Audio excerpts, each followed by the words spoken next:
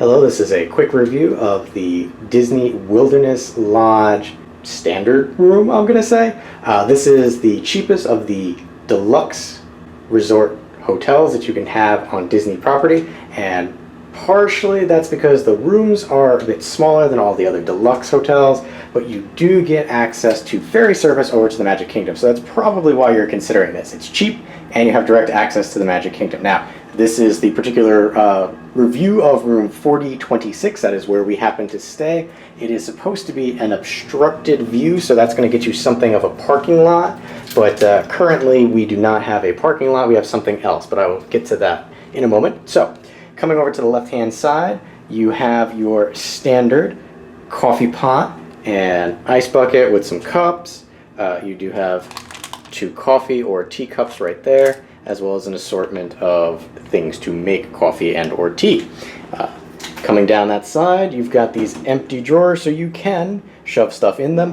The drawers themselves are very sturdy and have this lovely wood motif, and everything in this place is going to kind of have that woodsy feel. So for me, if you notice, I have a review over there of the Villas at Grand Floridian. That was my first hotel I stayed at Disney with my mother-in-law, sister-in-law. But this place is more akin to vacations that I would have taken with my family because it's more outdoorsy stuff.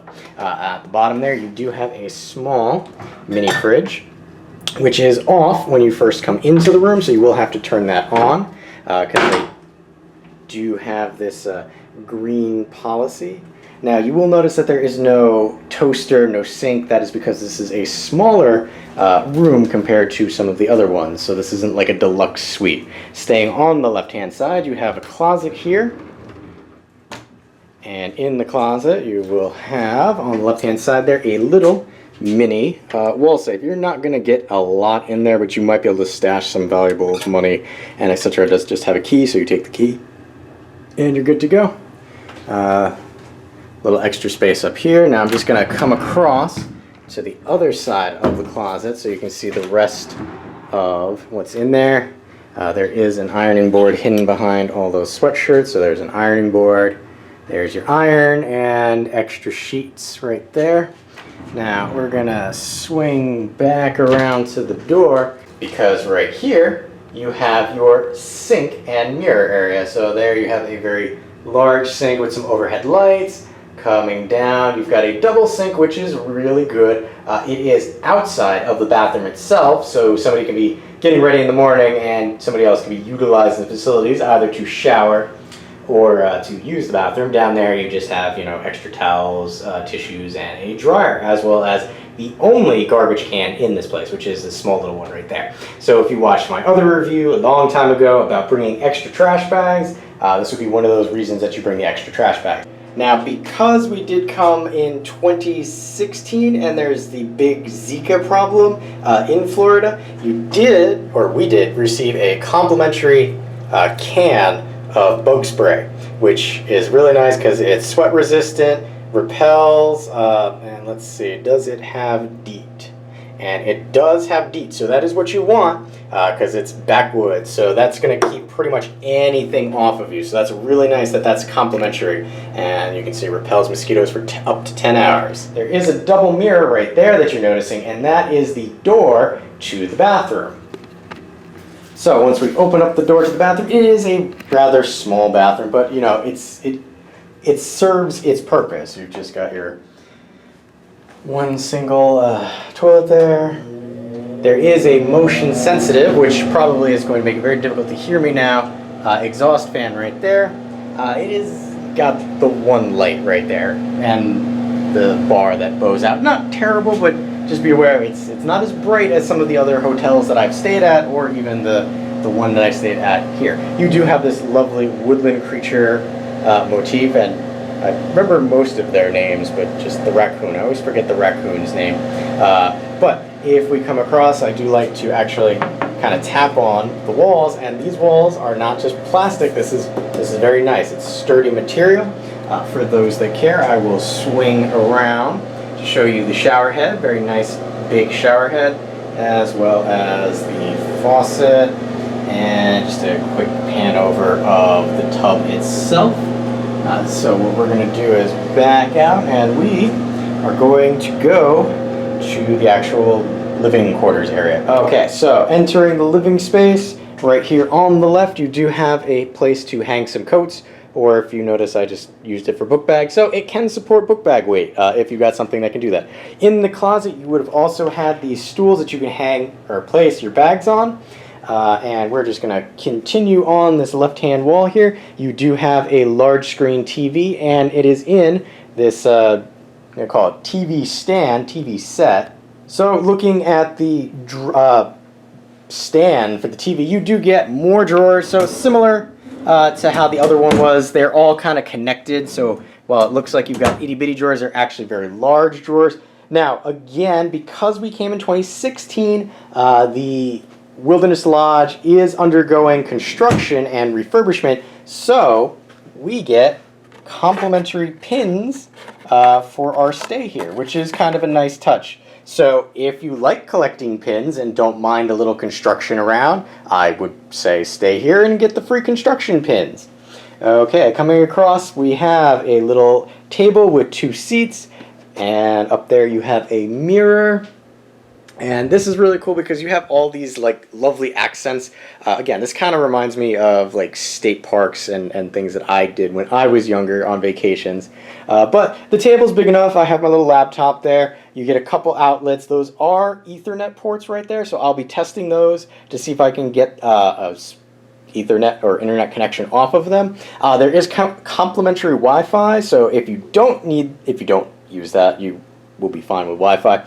We're going to spin really quickly around to the beds. There are 2 beds in here, 1 on each side. They are 2 queen beds, and there's a little nightstand in the middle. But the beds themselves, while very identical, so we're going to come over to this one, has these really cool like murals as the headboard.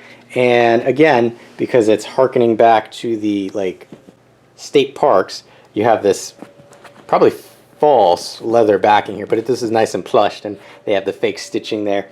You'll notice right there is a light switch because that corresponds with the light above on that side, and then you've got little woodland creatures up there. Now, I will pan over to the other bed only because it is a different motif, so if you wanted to see what that looks like, that's what you're going to have on that side. And you know, you have generic outdoorsy art. Now, coming across to the outside. Now, this is probably why this is listed as an obstructed view. At one time, this was not an obstructed view. This was a lake view or wood view. However, they are currently doing construction on the villas or cabins for the DVC here, and we have a lovely view of them right now. So I'll let you know after we stay here if we actually hear any construction. We can see some wildlife. I did see one of the ferry boats go by, and you do have a view of the monorail, which we already had one go by, and it is far enough away that we can't hear anything. And right over there is the Contemporary. Now, if you're worried about safety, here you go. Sliding door has this little latch right here. Flick it up, and then you also have this turn.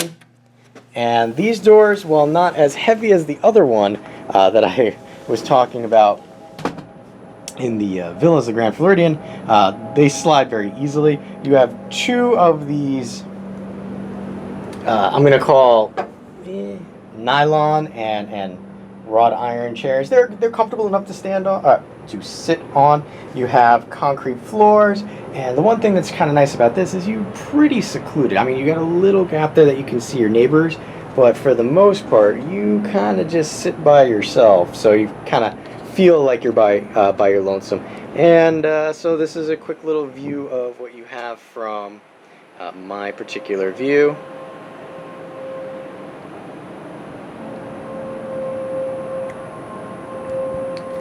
And I'll probably zoom in on the construction a little later and put that its own separate video.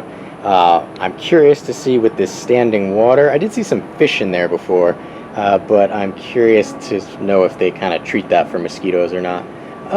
But all in all, this is just initial impressions of the the hotel room. I'll let you know. We're going to stay here a couple of days. So after we stay, I'll let you know, one, if I can hear the elevator, if I hear any construction, or what have you. So until then. Okay, so this is the follow-up as promised. It's several days later, and this is kind of like the overall wrap-up of the room. First, I will state, and I did neglect to show this when I first showed the room. It's a little dark, but that is the thermostat that you get with the room. It's a little old and antiquated. They are doing a lot of refurbishment, so hopefully they'll be changing these to something a little more updated and digital. However, that's the thermostat, not a plus or minus, but figured I would throw that in there.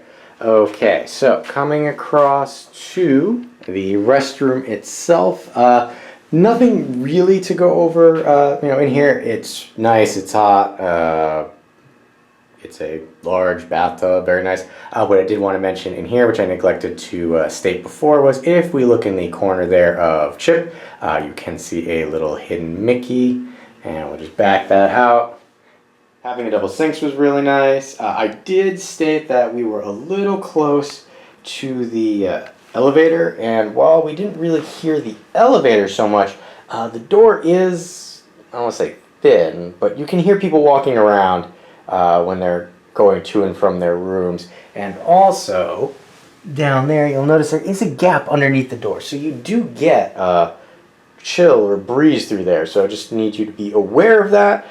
It does let light in too, so if you like an absolutely dark room, you will get some light underneath that door. Not terrible, but another point to consider. And pardon the mess, because like I said, this is the last day. The big concern you probably have is the outdoor here, the deck, which I understand because there is construction going on right there. Now, I will say that construction did not start until about 8:30 and then ends about 4:30.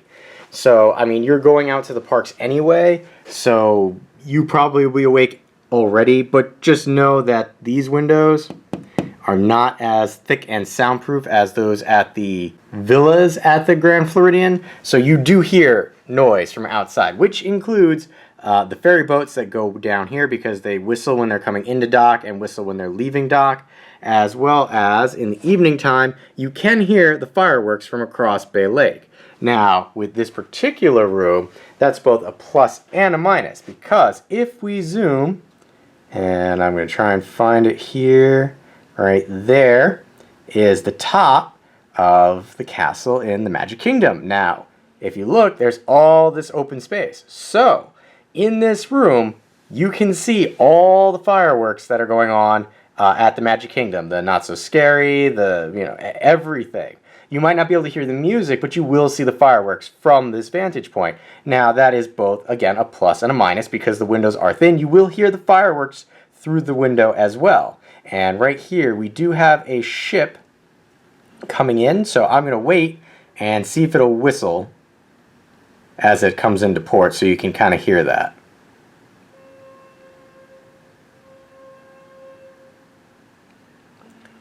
Alright, so again, if you're not a light sleeper like myself, that's not going to be a problem for you.